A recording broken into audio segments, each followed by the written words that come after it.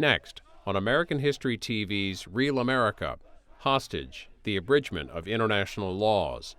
This 1979 U.S. Communication Agency program examines the United Nations response to the Iranian hostage crisis and the history of laws pertaining to diplomatic immunity.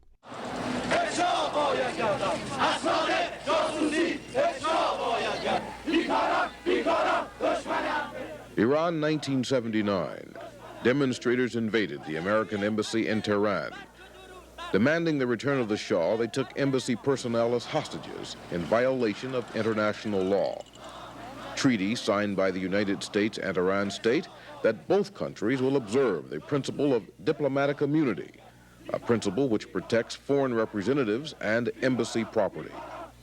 All appeals to free the hostages were denied by the government of Iran. The refusal constituted an unprecedented breach of the rules of normal diplomatic behavior.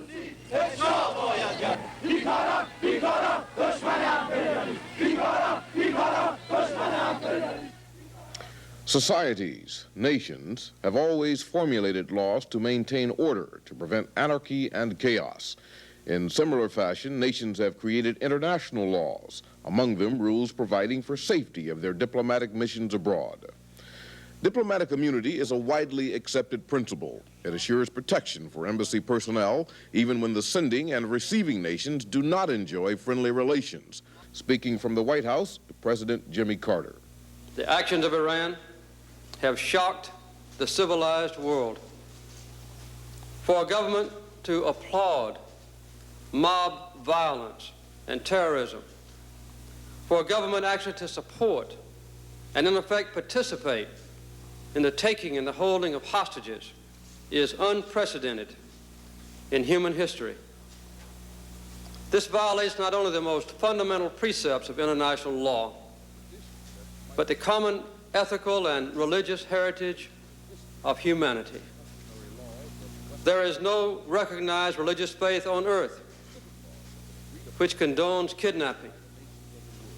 There is no recognized religious faith on earth which condones blackmail. There is certainly no religious faith on earth which condones the sustained abuse of innocent people. From the beginning of the debate, there was an impressive display of unanimity among the delegates, reflecting opinions throughout the world. The delegate from Mauritius, Ambassador Radha Rampur. Flagrant violations of international laws, conventions and treaties, and diplomatic practice, dating from times immemorial, cannot, must not, will not be tolerated by the international community. The preservation of international order, a tradition that might be broken. The tradition has its basis in history and in the customary laws of Western and Islamic peoples. Also, specific laws have been agreed upon in treaties signed by the nations of the world. Louis G. Fields, Jr., legal advisor to the U.S. State Department, is a lecturer and writer on international law. The basic convention that applies in the situation in Iran and the takeover of the American embassy and holding of its members of its mission staff hostage is, of course, the Vienna Convention on Diplomatic Relations.